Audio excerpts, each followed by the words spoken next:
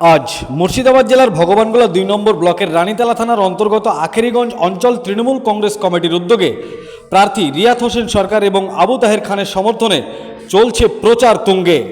প্রার্থী রিয়াত হোসেন সরকার এখানে পাড়ায় পাড়ায় গ্রামে গ্রামে যাচ্ছেন, জনসংযোগ মানুষের সঙ্গে করছেন, সাধারণ জনগণের সাথে কথাবার্তা বলছেন এবং পাশাপাশি জনগণের অভাব অভিযোগের কথাও তিনি শুনছেন এবং আলাপ আলোচনাও তিনি করছেন।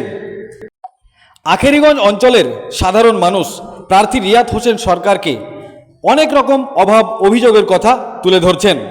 রিয়াত হোসেন সরকার অত্র এলাকার মানুষকে আশ্বাস দিচ্ছেন যে আমি আপনাদের সমস্যার কথা আমাদের মুখ্যমন্ত্রী মমতা বন্দ্যোপাধ্যায়ের কাছে তুলে ধরব। আমি জানি আমাদের মুখ্যমন্ত্রী মমতা বন্দ্যোপাধ্যায় জনগণের নেত্রী, তিনি সবসময় জনগণের সেবা করেন, জনগণকে ভালোবাসেন। আমি বলবো আমার আখেরিগঞ্জ এলাকায় উন্নয়নমূলক কাজগুলো করতে হবে।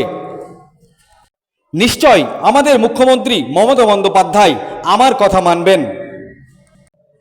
প্রত্যন্ত এলাকা আখেরিগঞ্জের নির্মলচরে চলছে রিয়াত হোসেন সরকারের প্রচার পর্বের যে কাজ, সেই কাজ চলছে জোর কদমে। আজকের এই কর্মসূচিতে উনার পাশাপাশি উপস্থিত আছেন আখেরিগঞ্জ অঞ্চলের অঞ্চল সভাপতি জনাব কামরুল হাসান মিল্টন, ভগবানগোলা ২ নম্বর ব্লকের পঞ্চায়েত সমিতির সহকারী সভাপতি মিজানুর রহমান ডাবলু, কর্মাধ্যক্ষ সীমা খাতুন, আখেরিগঞ্জ গ্রাম পঞ্চায়েতের মেম্বার বাকি বিল্লা সুনীল মণ্ডল, তৃণমূল কংগ্রেস নেতা গোলাম সাদিয়ার, মিজান শেখ, প্রাক্তন সভাপতি শহীদুল ইসলাম, ফরিদ শেখ, এছাড়া আরও অনেকেই উপস্থিত আছেন। খুব ভালো শোনা পাচ্ছি এবং মানুষ দেখুন 34 বছরের যে বাম শাসনে কিন্তু মানুষ যেভাবে নিপীড়িত হয়েছে, মানুষ যেভাবে বঞ্চিত হয়েছে চরের মানুষ, তাতে মানুষ 2011 সালের পর থেকে অনেক ভালো এখানে মানুষের সুস্থ স্বাভাবিক জীবনযাত্রার একটা যে ছন্দ, সেই ছন্দ ফিরে এসে রাস্তাঘাট অনেকটাই উন্নত হয়েছে। এখন অনেক রাস্তাঘাট বাকি আছে এবং বিদ্যুৎ পৌঁছে গেছে এখানটায়। আর কিছু সমস্যা আছে, সেই সমস্যাগুলো নিয়ে আমরা কথা বলছি। কী কী সমস্যা আছে সেই সমস্যাগুলো নিয়ে আমরা তুলে ধরবো। যেমন ধরুন এখানে যেটা বুঝতে পারলাম যে চাষিদের অনেক অসুবিধা হচ্ছে, যে বুনো শুয়োর এখানে ফসল নষ্ট করছে প্রচুর। এখানে চাষিরা অনেক মার খাচ্ছে ফসল করতে ফলানোর ক্ষেত্রে। সেই ব্যাপারটা আমি বন দপ্তরের সঙ্গে কথা বলবো এবং কী উপায় করা যায় সেটাও আমি দেখব। এবং রাস্তাঘাটের যে সমস্ত সমস্যাগুলো আছে সেগুলো আমি এখান থেকে নির্বাচিত হওয়ার পর আমি সেগুলো এখানে আর একটা সমস্যা আছে, সেটা হচ্ছে যে বর্ডার, যেমন কাশ্মীর থেকে কন্যাকুমারী পর্যন্ত, রাজস্থান থেকে হিমাচল প্রদেশ পর্যন্ত সম্পূর্ণ তারকাটা দেওয়া হয়েছে। আমাদের এখানে চরের সময়, কলাইয়ের সময় যে সিজন, সে সিজনে বাংলাদেশিরা ফসল কেটে নিয়ে চলে যায়, আমরা কিছুই করতে পারি না। এটারও মানুষের আবেদন আছে, কি বলবেন? হ্যাঁ, এটাও আমি এখানে লোকালে যেটা ঘুরে আমি যেটা শুনলাম সাধারণ মানুষের সঙ্গে কথা বলে, এটা একটা বিশাল সমস্যা আছে। যে বর্ডারের যে সমস্যা, সেই বর্ডার এলাকার যে সমস্ত মানুষ আছে, প্রান্তিক চাষিরা চাষ করতে যায়, তাদের ধরুন ওই পারমিশন করতে, তারপরে অর্ডার করতে করতে মোটামুটি 10টা 11টা 12টা বাজিয়ে দেয়, তারপরে তারা কাজে যায়। এবং নানা রকমভাবে ফসল তোলার ক্ষেত্রে বা চাষবাস করার ক্ষেত্রে অনেক রকম হেনস্থা হতে হয়। এবং অনেক মানুষ যারা ওপার থেকে এসে, বাংলাদেশিরা এসে এখান থেকে আমাদের অনেক মানুষের ফসল কেটে নিয়ে চলে যায়, তুলে নিয়ে চলে যায়।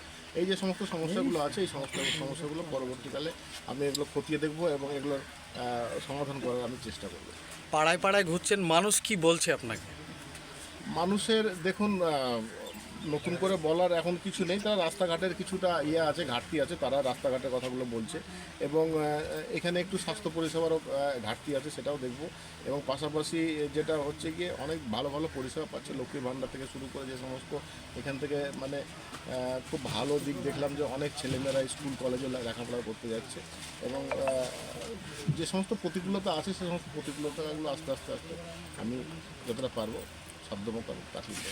আখেরিগঞ্জ অঞ্চলের মানুষের দীর্ঘদিনের একটা দাবি যোগাযোগ ব্যবস্থা, শিবনগর থেকে নির্মলচর একটা ব্রিজ। প্রতি বছর এখানে মানুষ মারা যায় বন্যার সময় নৌকায়, সে নিয়ে ব্রিজ কি আমরা দেখতে পাবো?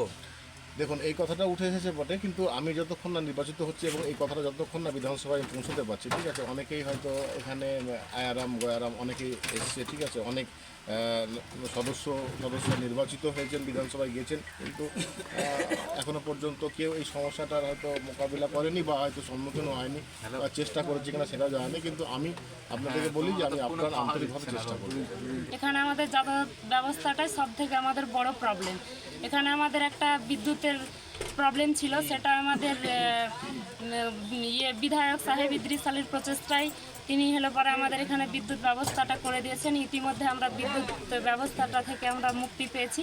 এই বিদ্যুৎ ব্যবস্থা পেয়ে আমাদের নির্মলচার জনসাধারণ খুবই হলো পরে খুশি হয়েছেন এবং তারা হলো পরে উৎসাহের সহিত আমাদের যে কন্টেস্টিং ক্যান্ডিডেট 62 নং ভগবানগোলা বিধানসভার প্রার্থী এবং লোকসভা নির্বাচনের প্রার্থী আবু তাহের খান, তাদেরকে আমরা বিপুল ভোটে এই নির্মলচার জনসাধারণ তাদেরকে বিপুল ভোটে ভোট দিয়ে আমরা জয়যুক্ত করে লোকসভা পার্লামেন্টে এবং বিধানসভায় আমরা হলে পরে তাদেরকে পাঠাবো। তারা যেন আমাদের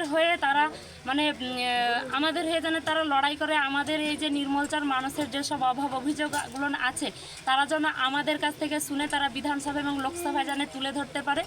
আগামী দিনে আমরা যাতে যেসব সমস্যাগুলো, প্রথমত আমাদের এখানে স্বাস্থ্য পরিষেবাটা খুবই নেই বললেই চলে, প্রথমত স্বাস্থ্য ব্যবস্থাটা এবং ফার্স্ট যেটা আমি চাইবো যে আমাদের এই নির্মলচর থেকে পদ্মা শিবনগর পৌঁছাতে আমাদের যে যাতায়াত ব্যবস্থা একটা যদি বড় রাস্তার ব্যবস্থা হয় তাহলে আমাদের এই নির্মলচরের মানুষ খুবই উপকৃত হবে।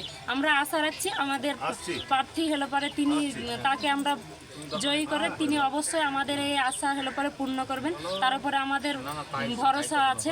আমরা এটা দেখেই আমরা হলো পরে আগামী দিনে এগিয়ে যাচ্ছি। কি নাম পরিচয়? এটি হচ্ছে জনসংযোগ। আমাদের মমতা বন্দ্যোপাধ্যায়ের স্নেহধন্য 62 ভগবানগোলার বিধানসভার কন্টেস্টিং ক্যান্ডিডেট রিয়াত হোসেন জনসংযোগে নির্মলচর এসছেন এবং অত্র এলাকার জনসাধারণের যে অভাব অভিযোগ আছে সেগুলো উনি মনোযোগ সহকারে শুনছেন। জনসংযোগে সাড়া কেমন পাচ্ছেন? জনসংযোগে ব্যাপক সাড়া। আপনারা তো দেখেছেন বিগত দিনে এই আখেরিগঞ্জ অঞ্চল তৃণমূল কংগ্রেসের এইখানে সাংগঠনিক শক্তি অনেক স্ট্রং আছে। আমরা বিগত দিন থেকে যে অবস্থায় ছিলাম দিনের দিন সেটা উত্তরোত্তর আমাদের শ্রীবৃদ্ধি হচ্ছে এবং সাংগঠনিক দিক দিয়ে আমরা অনেক এগিয়ে আছি। আপনার নাম পরিচয়? আমার নাম গোলাম সাদিয়া গোলাম আখতার। আমি আরেকটা কথা বলতে চাই, যেটা ব্রিজ নিয়ে যে কথাটা হলো, আমরা জানি বিগত দিনে আমাদের এখানে যে বিডিও সাহেব ছিলেন অর্শিদ খান এবং তার নেতৃত্বে যে আমাদের পঞ্চায়েত সমিতির টিম ছিল, আমরা এখানে একটা ইনভেস্টিগেশন হয়েছিল। যে ইনভেস্টিগেশনের মাধ্যমে যে বেনিপুরের মাথায় যে আমাদের রাস্তাটা পিডব্লিউডি যে রাস্তাটা শুরু হয়েছে সেখান থেকে আমাদের নির্মলচরে একটা ব্রিজের একটা প্রপোজাল আমরা অলরেডি পাঠিয়েছি, যেটা আমাদের এটা প্রপোজাল অ্যাকসেপ্ট হওয়ার কথা ছিল, কিন্তু দুর্ভাগ্যবশত দুটো প্রপোজাল ভগবানগোলা 2 থেকে গেছিলো, তার মধ্যে হরিরামপুর যে ব্রিজটা সেটা অ্যাকসেপ্ট হয়েছে। অবিলম্বে আমরা রিয়াদ সাহেবের কাছে আমাদের অত্র এলাকার সবাই তার কাছে আবেদন রেখেছেন, উনি মনোযোগ সহকারে বিষয়টা দেখছেন।